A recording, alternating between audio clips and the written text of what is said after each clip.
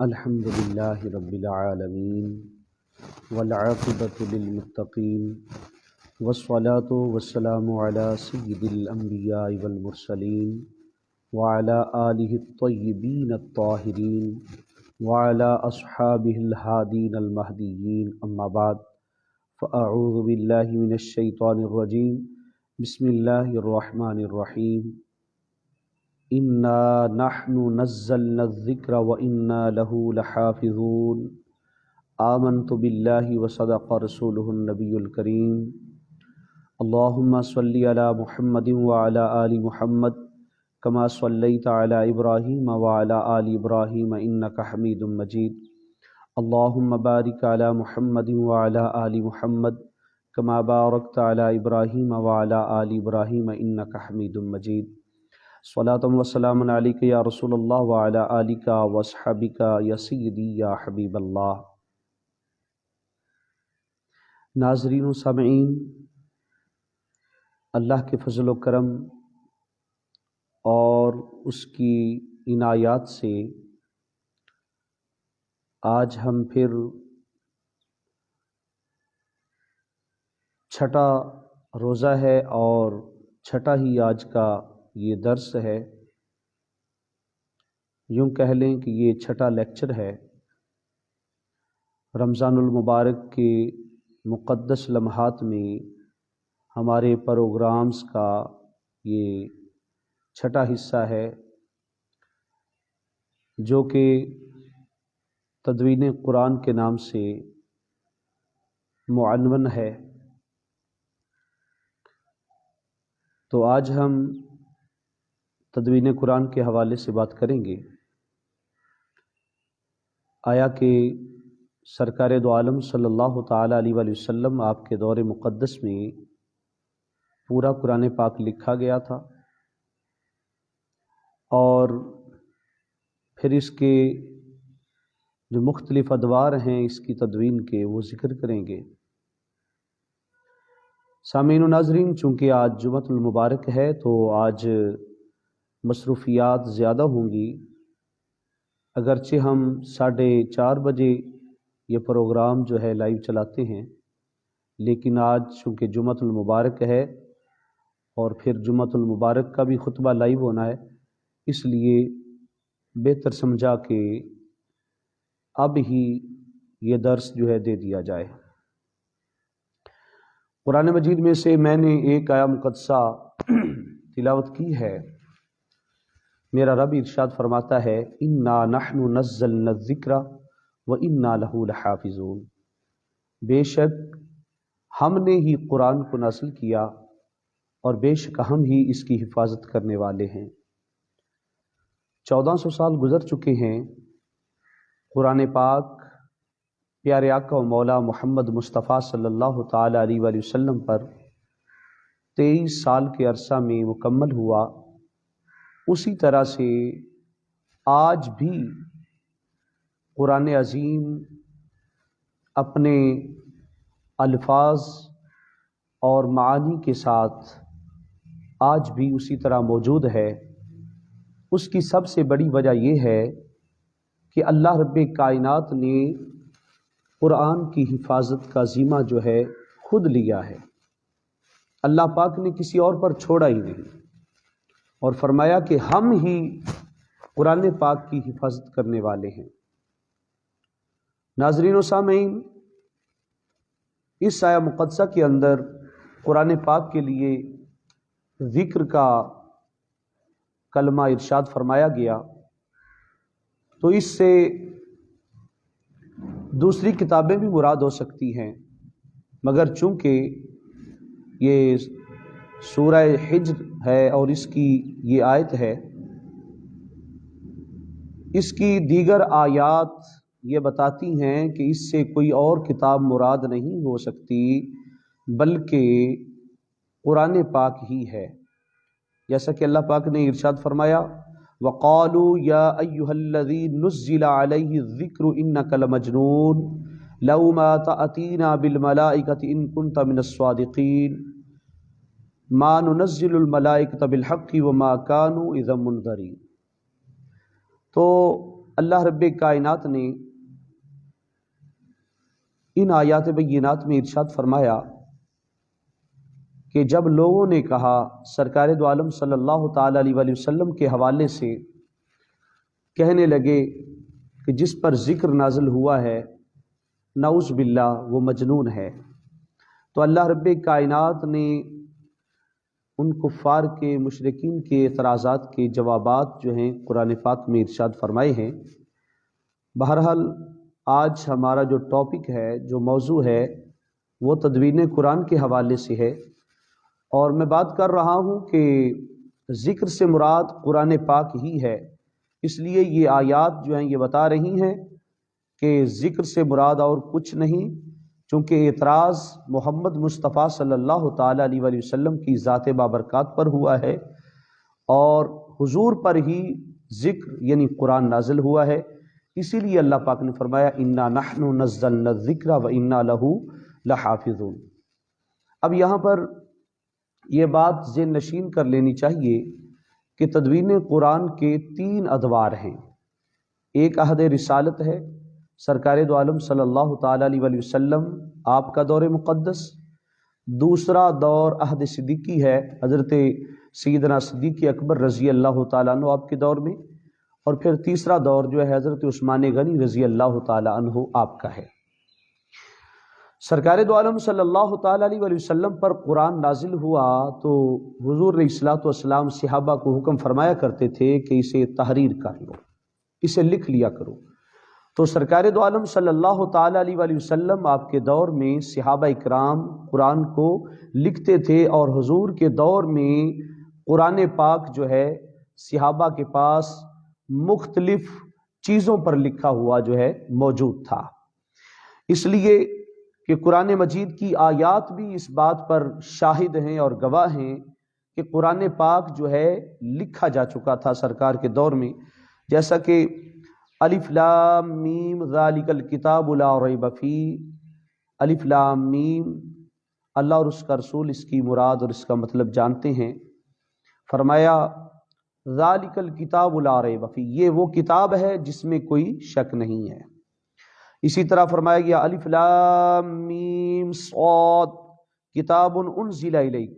پیارے محبوب آپ کی طرف کتاب نازل کی گئی، کتاب یعنی لکھی ہوئی۔ اور قرآن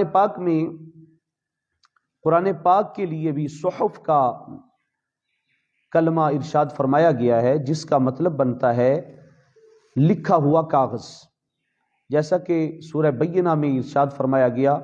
رسول من اللہ یتلو صحفا مطہرہ، فرمایا کہ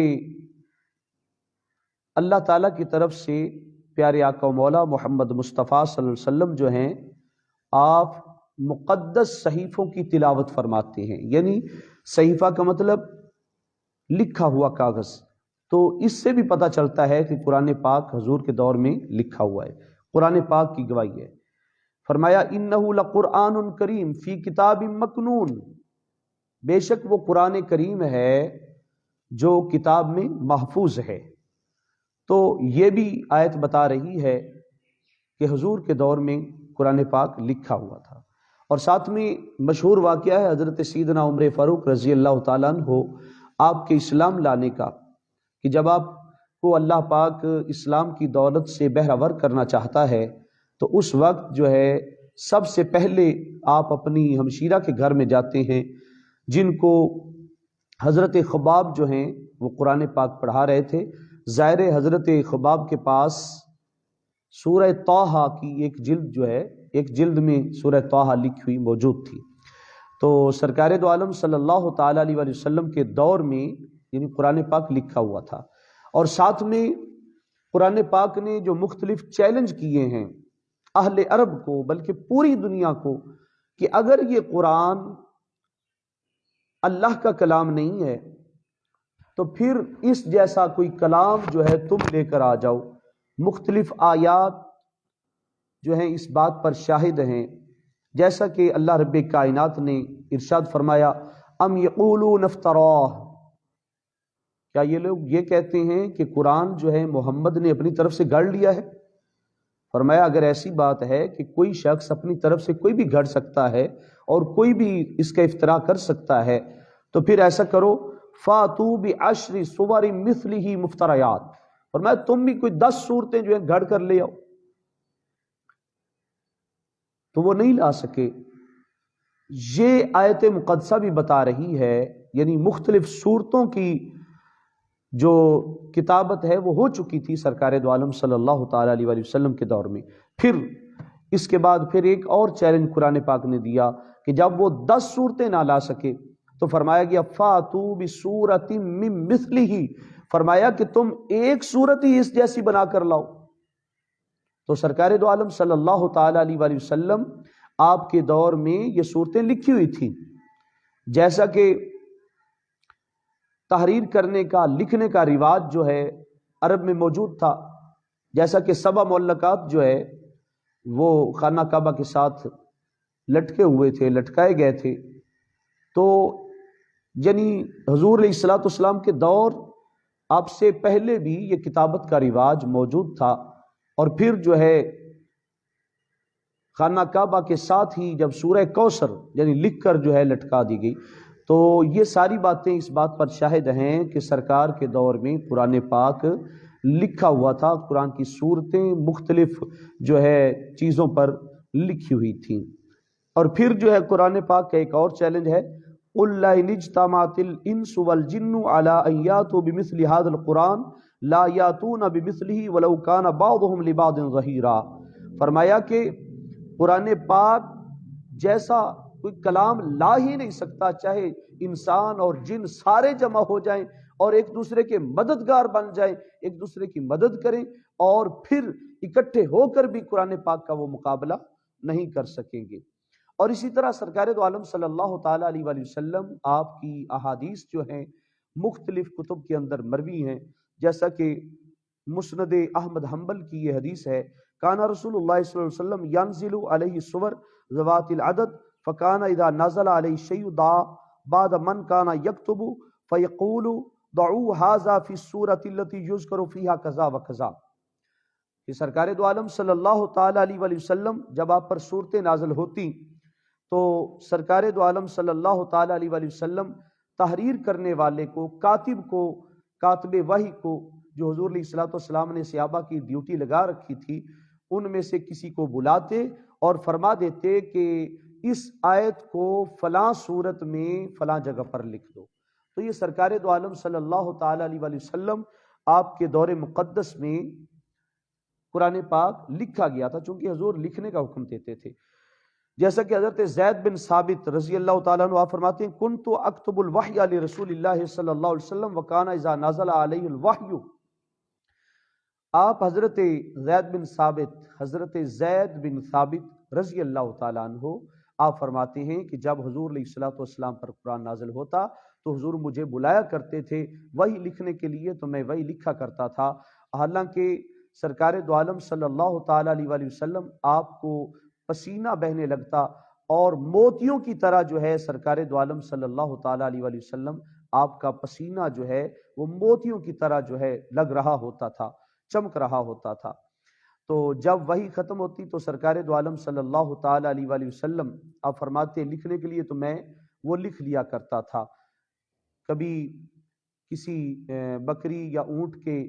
کندھے پر جو میرے پاس موجود ہوتا تھا اس پر لکھ لیا کرتا تھا، حضور لکھواتے جاتے اور میں لکھتا جاتا۔ اس حدیث پاک کو طبرانی نے اوسط میں روایت کیا ہے۔ اسی طرح حضرت برا بن عازب رضی اللہ تعالیٰ عنہ ان سے ایک روایت موجود ہے بخاری شریف میں کہ لما نزلت لا یستوی القاعدون من المؤمنین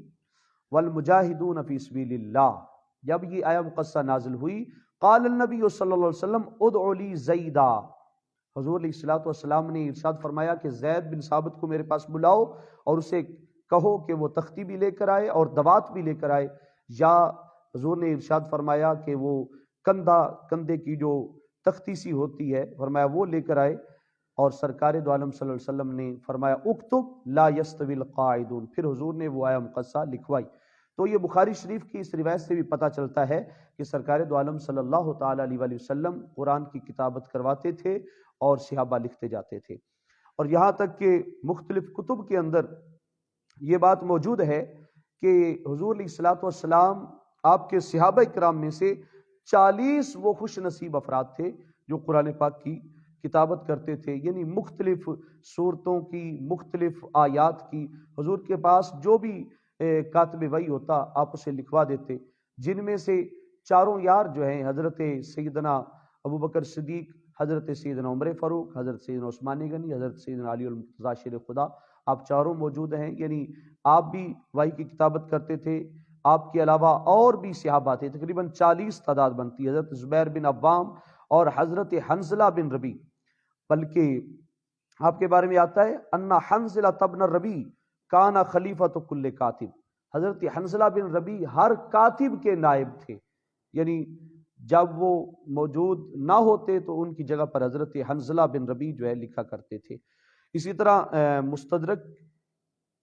کے اندر بات موجود ہے، امام حاکم نے نقل کیا ہے، صحابہ فرماتے ہیں کننا عند النبی صلی اللہ علیہ وسلم ولف القرآن فی الرقاء، کہ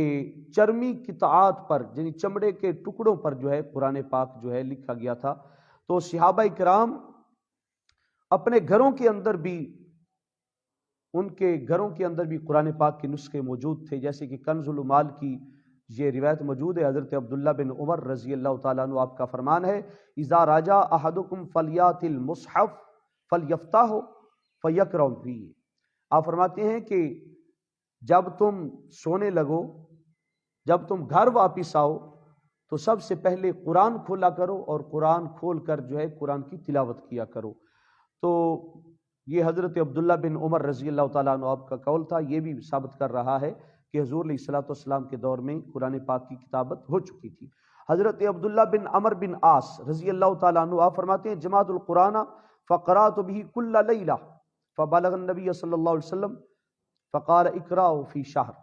ابن ماجہ شریف کی یہ حدیث ہے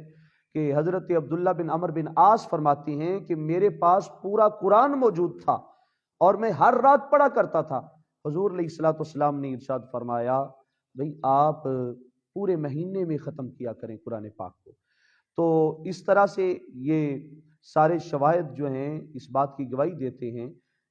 یہ سارے شواہد اس بات پر ہیں کہ سرکار دو عالم صلی اللہ تعالیٰ علیہ وآلہ وسلم آپ کے دور میں قرآن پاک جو ہے لکھا جا چکا تھا، جیسے کہ کھجور کی شاخوں کا وہ حصہ جو تنے سے ملا ہوتا ہے ان پر لکھا جاتا تھا، پتھر کی سفید جو ہے تختیاں ہوتی تھی ان پر لکھا ہوا تھا، اونٹ یا بکری کے کندھے جو چوڑی ہڈی کے ساتھ ہوتے ہیں، چونکہ یہ چوڑی ہڈی ہوتی ہے تو ان پر بھی لکھا جاتا تھا، اور اونٹ کے کچاوے میں چھوٹی چھوٹی تختیاں ہوتی ہیں ان پر بھی قرآن پاک جو ہے لکھا ہوا تھا حضور علیہ الصلوۃ والسلام کے دور مقدس میں۔ پھر اس کے بعد جب حضرت سیدنا صدیق اکبر کا دور آتا ہے، جنگیں ہوئیں، جنگ یمامہ ہوئی جس میں تقریباً 700 حفاظ قراء جو ہیں شہید ہوئے، تو حضرت عمر فاروق رضی اللہ تعالیٰ عنہ آپ نے یہ مشورہ دیا حضرت سیدنا ابو بکر صدیق رضی اللہ تعالیٰ عنہ کو کہ آپ جو ہیں پورا قرآن پاک جو ہے وہ نسخوں کی صورت میں لکھوا کر مختلف جو ہے شہروں کے اندر جو ہے بھیج دیا جائے تاکہ ہر ایک کے پاس جو ہے اس کا نسخہ ہو اور سارے لوگ جو ہیں قرآن پاک سے بہرہ ور ہو سکیں۔ تو پہلے تو حضرت سیدنا ابو بکر صدیق رضی اللہ تعالیٰ عنہ آپ نے نہ مانا، لیکن جب بار بار اصرار کرتے رہے حضرت سیدنا عمر فاروق، تو اللہ پاک نے حضرت سیدنا صدیق اکبر کے سینے کو کھول دیا، تو پھر آپ نے قرآن پاک کی کتابت کروائی۔ تو حضرت زید بن ثابت آپ کو جو ہے باقاعدہ طور پر بتایا گیا کہ آپ قرآن پاک جمع کریں، لوگوں سے مسجد نبوی کے دروازے پر بیٹھ جائیں، اور کوئی بھی شخص جو ہے قرآن پاک کی کوئی آیت لے کر آئے تو 2 گواہ وہ پیش کرے تو اس کی بات کو قبول کر لی جائے۔ بلکہ ابن حزم لکھتے ہیں جی خلیفہ اول کے زمانہ میں کوئی ایسا شہر موجود نہیں تھا جہاں لوگوں کے پاس قرآن پاک کے نسخے موجود نہ ہوں۔ تو اس سے پتہ چلتا ہے کہ حضرت سیدنا ابو بکر صدیق رضی اللہ تعالیٰ عنہ آپ کے دور میں قرآن پاک جو ہے پھر لکھا گیا، باقاعدہ طور پر قرآن کے نسخے جو ہیں بنائے گئے، حضرت زید بن ثابت کی ڈیوٹی لگی اور آپ نے پورا قرآن پاک جمع کیا نسخے کی صورت میں۔ جب قرآن پاک کے نسخے جو ہیں وہ بن گئے، جمع ہو گئے، تو حضرت سیدنا ابو بکر صدیق رضی اللہ تعالیٰ عنہ آپ فرمانے لگے قال ابو بکر التمسوا له اسما، فرمایا کہ اب کوئی نام، اچھا سا نام تلاش کرو کہ یہ جو صحف، یہ جو صحیفے لکھے گئے ہیں ان کا نام کیا رکھا جائے۔ کسی نے کچھ کہا، کسی نے کچھ کہا، بہرحال جب مصحف کی باری آئی تو آپ نے فرمایا یہ نام اچھا ہے، تو مصحف اس کا نام رکھا گیا، جو قرآن پاک حضرت سیدنا صدیق اکبر کے دور میں لکھا گیا۔ پھر اس کے بعد جو ہے تیسرا دور قرآن پاک کی کتابت کا، وہ حضرت سیدنا عثمان غنی رضی اللہ تعالیٰ عنہ آپ کا دور ہے کہ آپ کے دور میں فتوحات کا سلسلہ جو ہے مزید بڑا، مزید جو ہے لوگ مسلمان ہوئے۔ جب اجمی لوگ مسلمان ہوئے تو عربی لوگ جو تھے ان کے لیے تو کوئی مسئلہ نہ تھا، لیکن جو اجمی لوگ تھے وہ قرآن میں غلطیاں کرنے لگے، تو حضرت حذیفہ بن یمان رضی اللہ تعالیٰ عنہ آپ کی درخواست پر حضرت سیدنا عثمان غنی رضی اللہ تعالیٰ عنہ آپ نے ایک صحابہ کا اجلاس بلایا، مشورہ کیا، اور جس میں قرآن پاک لکھنے کے حوالے سے جو ہے مشورہ کیا گیا، تو 4 صحابہ پر مشتمل کمیٹی بنا دی گئی۔ حضرت زید بن ثابت، حضرت عبداللہ بن زبیر، حضرت سعید بن عاص، حضرت عبد الرحمن بن حارث، یہ 4 صحابہ پر مشتمل ایک بینچ بنا دیا گیا۔ تو ان کے جو سردار تھے، ان کے جو جج تھے حضرت زید بن ثابت تھے۔ تو 24 ہجری کے آخر اور 25 ہجری کے آغاز میں قرآن پاک کے نسخے جو ہیں لکھوائے گئے، اور پھر وہ نسخے جو ہے مختلف شہروں کے اندر بھجوائے گئے۔ تو پتہ چلا کہ سرکار دو عالم صلی اللہ تعالیٰ علیہ وسلم کے دور میں بھی، حضرت سیدنا ابو بکر صدیق رضی اللہ تعالیٰ عنہ آپ کے دور میں بھی، اور پھر سیدنا عثمان غنی رضی اللہ تعالیٰ عنہ آپ کے دور میں قرآن پاک کے نسخے لکھے گئے، قرآن پاک تحریری صورت میں موجود تھا۔ اب ایک اور بات جو میں بتا دینا چاہتا ہوں، قرآن پاک پر جو اعراب ہیں ان کا آغاز جو ہے حضرت سیدنا علی المرتضیٰ کے شاگرد رشید ہیں حضرت ابو الاسود، انہوں نے جو ہے اعراب کا آغاز کیا۔ پھر اس کے بعد عبد الملک بن مروان، ان کے دور میں حجاج بن یوسف کے حکم سے حضرت حسن بصری، یحییٰ بن یامر اور نصر بن عاصم نے قرآن پاک پر اعراب لگائے، نقطے وغیرہ جو ہیں لگائے۔ اور بلکہ اس سے پہلے کی بھی بات ہے کہ حضرت ابن سیرین جو خوابوں کی تعبیر کے حوالے سے بہت مشہور ہیں اور امام التابعین ہیں، آپ کے پاس باقاعدہ طور پر نقطوں والا قرآن پاک کا نسخہ جو ہے موجود تھا۔ تو آج کے اس بیان میں اور اس درس میں، اس لیکچر میں ہم نے یہی بتانا تھا کہ سرکار دو عالم صلی اللہ تعالیٰ علیہ وسلم آپ کے دور میں بھی، اور پھر حضور کے صحابہ کے دور میں قرآن پاک کی باقاعدہ طور پر کتابت کی گئی۔ قرآن پاک جس طرح سے لکھا گیا، بلکہ مصاحف عثمانی میں سے ایک نسخہ آج بھی استنبول یعنی ترکی میں آج بھی ایک نسخہ جو ہے ان میں سے موجود ہے۔ تو آج ہمارے پاس جو قرآن پاک کا نسخہ ہے یہ بالکل اس کے ساتھ جو ہے ملتا ہے، اس کے ساتھ مطابقت رکھتا ہے۔ اور ویسے بھی اللہ رب کائنات نے جب خود ارشاد فرمایا انا نحن نزلنا الذکر وانا لہ لحافظون، بے شک ہم نے قرآن نازل کیا اور ہم ہی اس کی حفاظت کرنے والے ہیں۔ قرآن پاک کے نسخے تو کیا، اب لاکھوں سینوں کے اندر قرآن پاک موجود ہے، کروڑوں سینوں کے اندر قرآن پاک موجود ہے۔ بدلے گا زمانہ لاکھ مگر قرآن نہ بدلا جائے گا، قول محمد ہے قول خدا فرمان نہ بدلا جائے گا۔ اللہ پاک اپنے پیارے حبیب کے صدقے ہماری اس کاوش کو قبول و منظور فرمائے۔